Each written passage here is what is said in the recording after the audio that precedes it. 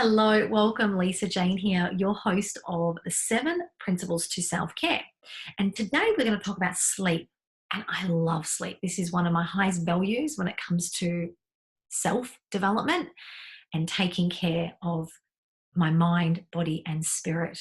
It also helps to prevent illness, disease, and conditions on the body. When I was a little girl, Mum always said that I was such a good sleeper. And then I remember in my teens and my 20s, I could sleep easily 12 hours. Now in my 30s, I can sleep 8 hours easily. So for me, I enter a passage of sleep and I use techniques, modalities to help me to create a safe space. I have a relationship with my bedroom as well. So we're going to talk about that today. We're going to touch on why sleep is important. We're going to talk about the subconscious mind, how to switch it off so that we can actually have a better quality sleep.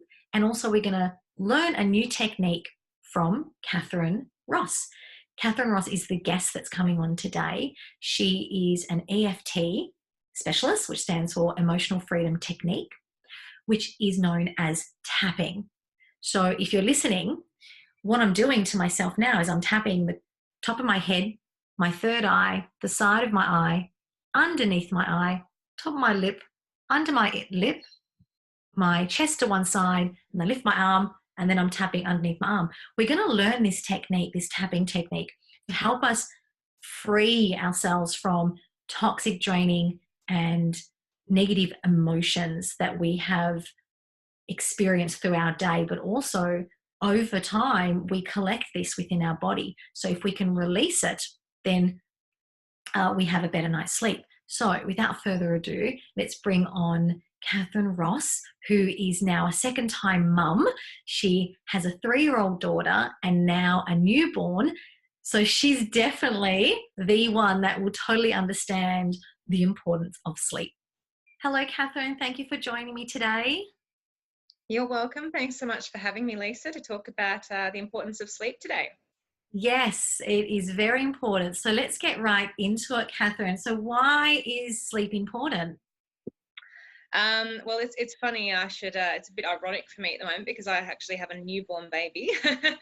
But sleep, I notice now, is more important than ever. So sleep in general, obviously, helps us to feel better, not just emotionally, but physically as well. So, obviously, when you get a good night's sleep, how good that you feel the next day. You feel more productive. You can sort of function better. Your health is improved because during the night, our body goes through a repair stage as well. So it helps to consolidate things that we've learned throughout the day. It helps to compartmentalize things that we're trying to think about, but we need to actually come up with solutions to, and we'll go through that in dream states, all of that, and it also helps repair the physical body as well. So there are lots of benefits to good sleep, but unfortunately, most of us aren't actually getting a decent night's rest, which is not good for our physical health, but also our emotional health as well. Yes, and the reason for that, I feel, is because no one's going to sleep at the right time. They're just going to sleep when they either feel tired or when they've finished their tasks or their jobs that they're meant to really do during the day, but they push it out in the evening. So they're getting to sleep by about midnight or even after. Even students, I find, when they're studying for an exam and they start to panic and they procrastinate during the day, so then at night time they're up till sun rises, and that's not really helping because we need to reboost, regenerate, and reset our organs. And so with traditional Chinese medicine, which is my background, the gallbladder, the liver, and the lungs are the time frames. The sleep does that of those organs. So it's really important. But what about the mind itself? Tell us a little bit more about how sleeping helps the mind. Well, obviously, when we're going to sleep, if we are in a state where we're able to drift off to sleep, we feel safe. So there's a part of our brain, the subconscious. So you've got the conscious brain, which is what we do. We think about things, we make conscious choices. It's our thinking brain essentially. But we also have the subconscious, which is above that, and it runs about 86 to 95% of our daily programs, thoughts, beliefs, feelings, emotions, things like that we don't even realize come from the subconscious. subconscious. So I like to say that, it's like an iceberg. The conscious is the top, the part that you can see up the top, but the subconscious is everything underneath.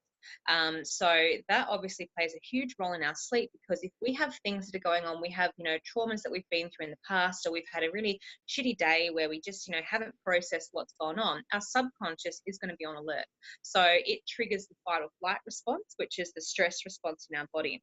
And if we're in stress, we're not going to sleep very well. So I find that a lot of clients who come to me, with insomnia, which is obviously the extreme end of not being able to sleep, through to restlessness and just, general sort of wakings through the night, it's our subconscious that is actually playing a key role in keeping us in that wakeful state rather than letting us go to sleep, because it's all about safety at the end of the day. Exactly. Yes. So how then do we help the subconscious mind switch off so that we can Yeah. enter the passage of sleep? Yeah, absolutely. And, if you think about it, animals of prey, for instance, won't actually close their eyes, or they won't lay down and go to sleep, because if they're doing so, they're in a state of vulnerability as well. So a lot of people feel that, if they are hyper conscious or hyper aware of something that's going through their brain, they won't actually be able to sleep, because it's our ability to shut off and switch off that makes us feel safe enough to actually sleep through the night. So, lots of things that you can do to help keep yourself in that relaxed state and switch yourself out of the sympathetic nervous system into parasympathetic nervous system, from the stress response into the relaxation response. And one of the best ways I've found to do that is through what I do, which is EFT tapping. And that's emotional freedom technique. So it's like an emotional form of acupuncture, but without needles. So it's awesome for actually switching off that stress response in the brain, helping to reduce cortisol levels, because if our cortisol is high, which, it is mainly throughout daily life these days as well, because so many things trigger us into stress, no matter whether it's, something that's happened at work or something within our family, relationships, finances, health, all these things that can, give us busy brain syndrome, essentially. But something that actually switches that off is EFT tapping, and that's what I help my clients to do as well. Oh, that's great. So another technique that I would do is creating a bedtime routine, so that EFT can be part of the bedtime routine. So switching off all technology, and I always say 9 o'clock is a really good time. And plus also with traditional Chinese medicine, that's a time that we need to start getting ready. Plus with electronics, technology, devices, once we turn them off, it does take our brain, our receptors, 90 minutes to stop firing, stop Yes. being so stimulated. So definitely 9 o'clock, turn everything off, and then start your bedtime routine. So one of those things could be to have a shower, fluff up your pillows in your bed, get your PJs out, give yourself a treatment. I give myself facial treatments at that time. I just wind down in silence. I don't have music playing. And then adding on to that EFT technique would be absolutely amazing, because you can actually do that in bed when you're sitting down before you fall asleep. Absolutely. Yeah. And blue light is really important as well, because blue light affects our ability to create melatonin. So if you switch off, I know a lot of phones these days, my phone, I've got a Samsung, and there's a blue light filter on it. So every night before I go to bed, I actually press the blue light filter. So, because I'm up several times during the night at the moment with my daughter, if I look at the time, or I look at the phone for any particular reason, which I try not to do, I know that it's actually not having the same effect in my brain as if the blue light filter was off, because it's quite a blaring light. If you look at your phone in the middle of the night, for instance, it's quite bright, and that blue light is there. So there's blue light in so many different devices that we use, and so many people have not only phones but iPads and computers that they're on, or television even has blue light as well. So there's all these I suppose sources that we're getting blue light from, and that's actually keeping us awake as well. So, and also EMFs, electromagnetic frequencies, which is really important. So try not to sleep with your phone or any devices near your head or your bed. Put them in, a separate room if you can. That will really help to help that ritual as well. Bedtime ritual. Exactly. I was about to bring that up. Thank you for mentioning that. I always add on the Wi-Fi, turning that off at the main switch. You don't need it on while you're sleeping. I see it flashing on my modem device.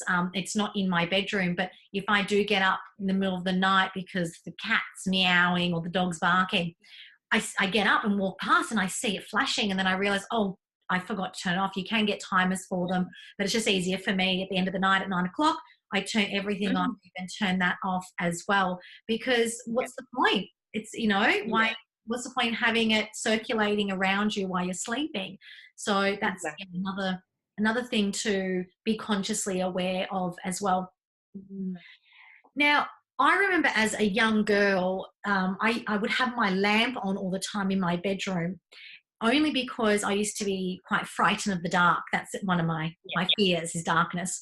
And it still is. As a 38-year-old woman in yeah. 2018, I cannot walk through the hallway in pitch black darkness. My daughter can, which is fantastic because she has no fear of darkness. Yeah, So I just moved, you go ahead and turn the light on. yeah. Yeah, so yeah, and I know why, and that would just because I watched a movie when I was a little girl of a hand creeping out and grabbing someone's foot. Yeah. That'll do it. So I just remember learning when I was quite young from someone and books and just people talking that having the light on is not very good when our eyes are closed, because we see that. And I actually sleep with my eyes a little bit open as well. So could you explain that a little bit to us about even just lights being on in our bedroom isn't really a good thing either?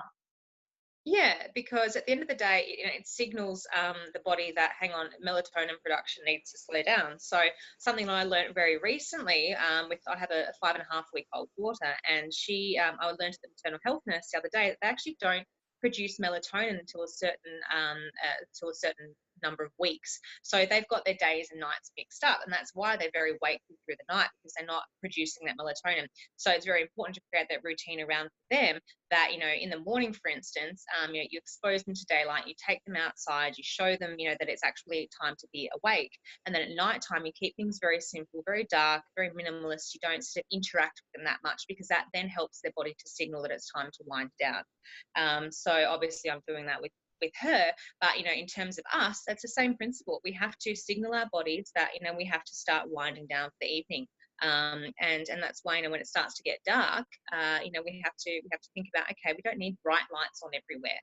If we start to go to bed at 9:30 or start preparing for bed at 9:30, don't have bright lights blaring. Don't have your main light on in the bedroom. If you have a bedroom lamp, you want to read a story before you read a book before you go to bed, that's great. But have a soft sort of dimmable switch if you can, because that's going to help your body to realize that, hey, it's actually time to start winding down now and to start sleeping. And it's also going to help trigger the subconscious into that relaxation response that we're looking for. Exactly.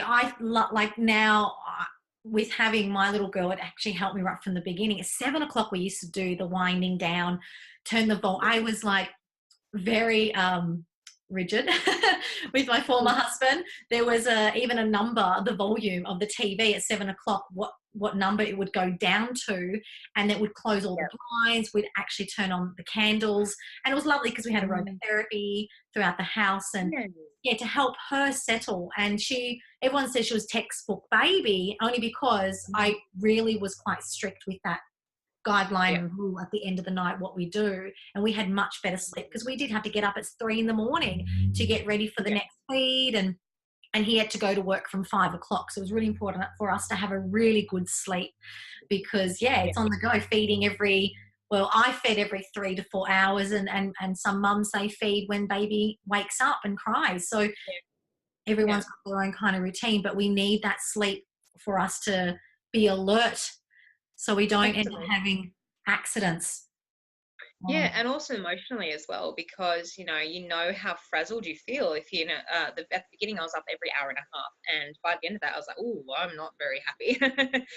So it really impacts your emotional well-being and your ability to get through the day. And I think a lot of people can end up with it can contribute to depression as well, lack of sleep, obviously. So I know that I used to get incredibly frustrated if I couldn't sleep, and that would really set me up for a bad day. So having that routine in place, having something where you feel that you can actually wind down and consolidate whatever sort of stresses or goings on that has happened during the day is so important. And also having a partner who's in hospitality, his days are completely back to front. So he works double shift, he works very late nights, and it's not very good for your health at the end of the day as well, because it completely disrupts your circadian rhythm.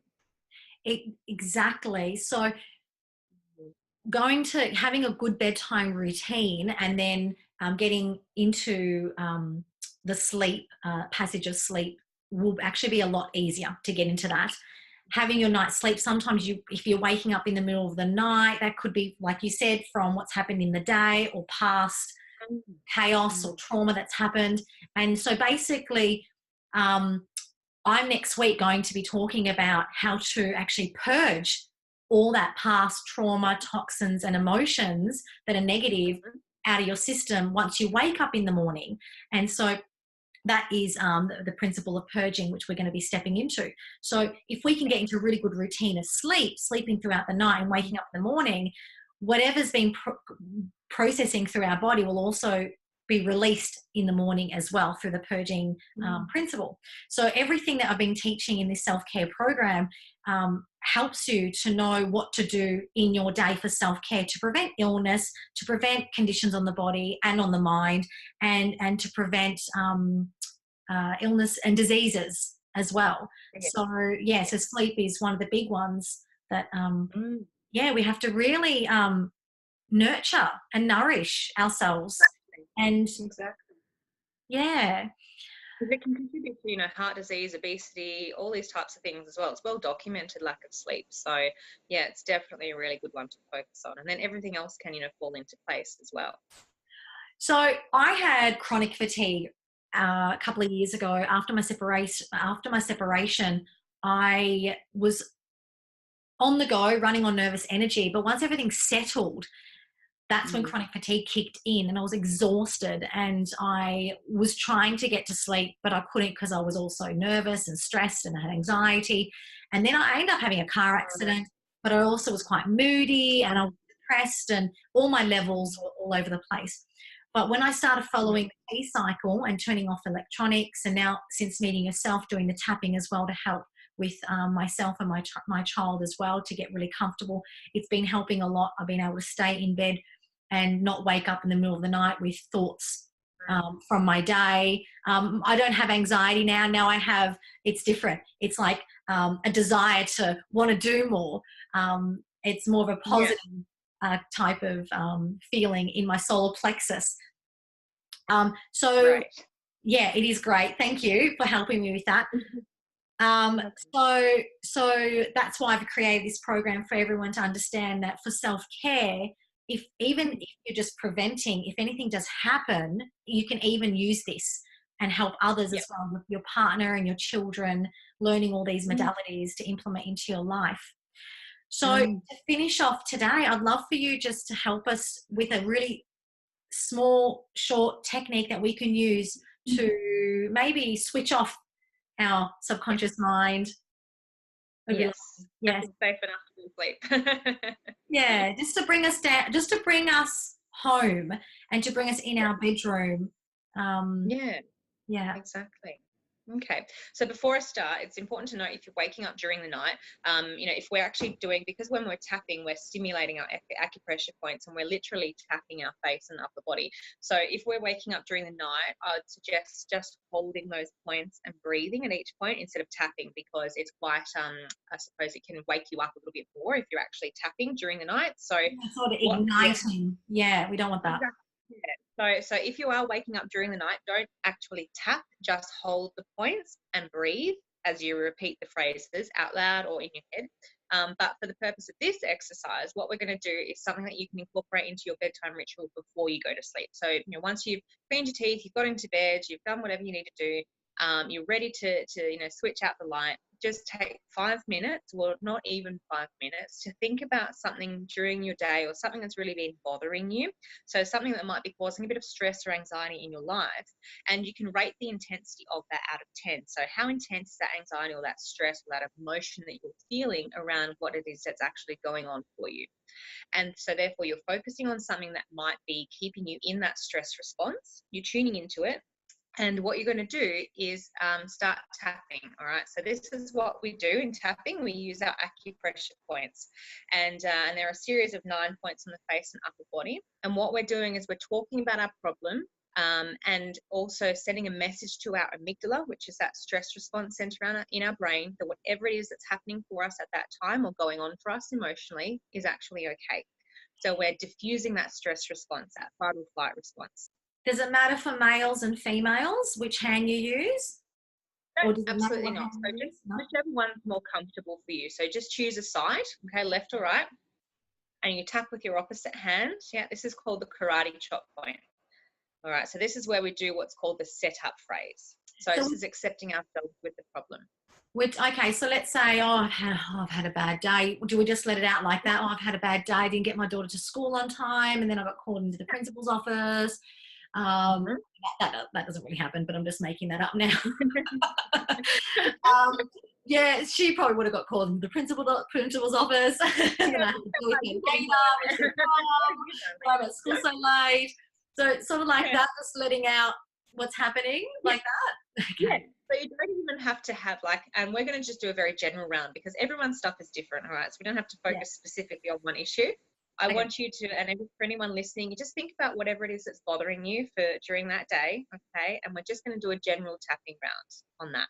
Okay. Okay. So tuning into the intensity of whatever it is that's happening for you at that time and what's causing the stress or anxiety, and just following along with where I'm tapping and repeating what I say. Okay. Mhm. Good. Even though Even though I have this thing that's been bothering me, I have this thing that's been bothering me, and I'm finding it hard to switch off. and I'm finding it hard to switch off. I choose to let go of that stress right now I choose to let go of that stress right now and drift into a peaceful sleep. and drift into a peaceful sleep. Even though Even though I have this busy brain syndrome I have this busy brain syndrome and all these things that are bothering me, and all these things that are bothering me, I choose to let that go right now I choose to let that go right now and drift into a peaceful sleep and drift into a peaceful sleep because I'm safe. because I am safe. And the top of your head, all of this busy brain syndrome, All of this busy brain syndrome, eyebrow, all these things that are going through my head, all of these things that are going through my head, all this stress and anxiety about my day. all of this stress and anxiety about my day. There's a part of me that needs to think about it right now. There's a part of me that needs to think about it right now. All this stress and anxiety, All of this stress and anxiety, all this need to find solutions now. all of this need to find solutions now. I just can't switch off and go to sleep. I just can't switch off and go to sleep. There's too many things to think about. There's too many things to think about. All these reasons to stay awake. All of these reasons to stay awake.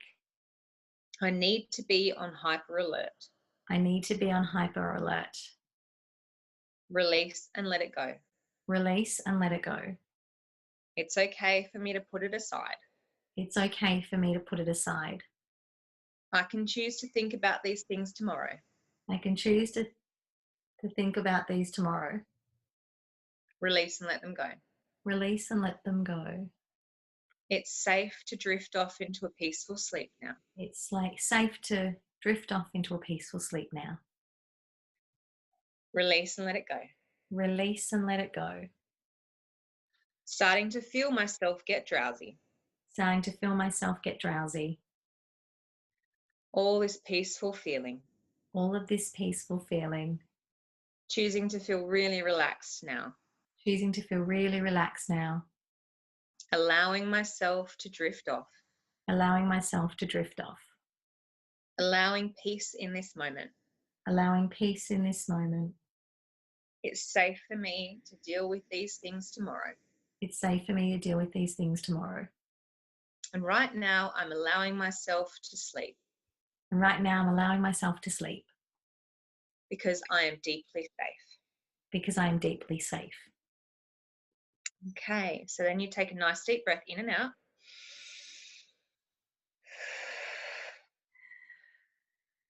And you just tune into, whatever it is that's feeling, and the intensity of whatever issue or thing that you're actually thinking about or feeling should have dropped. All right. So if you rate it out of 10 at the beginning and at the end, you can see, on a scale, a measurable scale, how that's going. So you should feel a little bit lighter in your body, a little bit more, relaxed. So that thing isn't forefront of mind.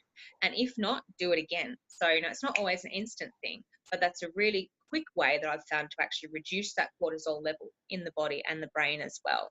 And the more that you tap, the more you reduce the cortisol and allow your body to actually switch into the relaxation response as opposed to the stress one.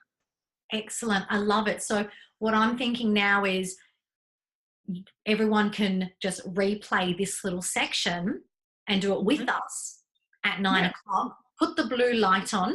The blue, not the blue light. What do you call it? The shield. However, also as we were doing it, I was thinking, they could write it down, and they can turn off your technology. This is what I would do. Turn off the technology, have it written down, type it up, print it off, laminate it, put it somewhere in your room, sit in your bed, and do that until you have memorized how to do it for yourself. And then it's just easier for you every night when you jump into bed. That can be part of your routine. But as you were saying, if anyone wakes up in the middle of the night, not to go back to tapping, but just to hold. So you just hold those spots as well. Is that what you do? Yeah, and breathe, like one breath in and out on each point while you're either saying or whispering or thinking those thoughts as well. Yeah, but it's always good to do it. If you're doing it before bed, actually do the tapping and voicing out loud is really helpful.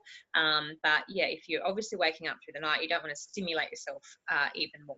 And something that's really important as well to point out is that when we're tapping, we don't want to be saying like, I'm going to sleep right now, I'm going to have a great sleep, I'm so relaxed, because those things are, essentially telling us what we are trying or what we want. We're telling ourselves what to do, and we don't like being told what to do either. So, using words like I choose to feel more peaceful, or I choose to feel relaxed, rather than I choose to go to sleep right now, is going to be more, it's going to create less resistance in the subconscious than if we were trying to think about what's going on. Yeah. Yeah, exactly. Because from 5 o'clock in the morning, we're actually in our masculine energy, which is all the go, go, go, action, action. And then at 1 o'clock, it shifts to the feminine energy. So it's much more softer. We do less important jobs. And then by 9 o'clock is actually the sleep, the passive sleep. So you don't want to jump back into masculine energy again. You want to be a lot more softer, a lot more gentle towards ourselves. So yes, I like those words that you're using. I choose is much better than I need, or I want to, or I'm going to. Exactly. Yeah, because the brain loves choice. The brain likes choice. Beautiful. Okay, that's excellent. So just if anyone would like to see Catharine to help you, she does one-on-ones like this through which platform do you use? Zoom, same platform that we're using right now. Yeah. And also you can go to her workshops, follow her page. I'll put the details up in the post for you to follow her page. You can add her as a Facebook friend, and then you can go to her workshops. And she also has an ebook. Tell us a little bit more about this ebook. Yeah, so I work a lot with anxiety mainly, and also mums and kids. So my ebook is for parents on using EFT with their children, from babies through to teens as well. So, and everything in between. So it's lots of different things that it covers, lots of different applications of EFT. And yeah, I use EFT on my little daughter who's 5.5 weeks old, and I also use it on my 3-year-old who taps basically every night by herself now, which is awesome. So lots of different ways that we can help them overcome not just stress and anxiety, but bullying, bedwetting. Even there's a section on ASD for autism and things like that as well, how to manage emotions from that perspective. So there's lots of different topics that it covers. Sleep is also one of them, of course, and especially if you struggle with children who are struggling to get to sleep, that might be a really good place to start as well. So that's available from my website. There's a link on my website. And that's $9.95, so it's only $9.95, and yeah, it's a downloadable version of my ebook. So you can start tapping tonight and tapping into good sleep, not just for you, but for your kids as well. Beautiful, excellent. So I'll put all the links up for you so it's easier for you to find. And if you don't have children, it's still great to read it, I would say, because for 9.95 you're learning techniques for Yeah. yourself as well. Exactly. Yeah. And Yeah. we all, go through things like that. We all have, issues of bullying sometimes as an adult, or we all have confidence issues, stress and anxiety, all these different things. So basically every chapter, is applicable. Maybe not so much bedwetting, but, there's lots of, Well, it does happen. I know, I'm yeah, noticing that, I'm getting to that age, I need to do more pelvic floor exercises. yeah. Thanks for the reminder after two children. Well, thank you again, Catherine, for joining us in this program and being with the representing the sleep principle in this. I really appreciate you being here. Thank you again. And thank you so much for letting me share. Excellent. Thank you. See you later. See you, everyone. Bye.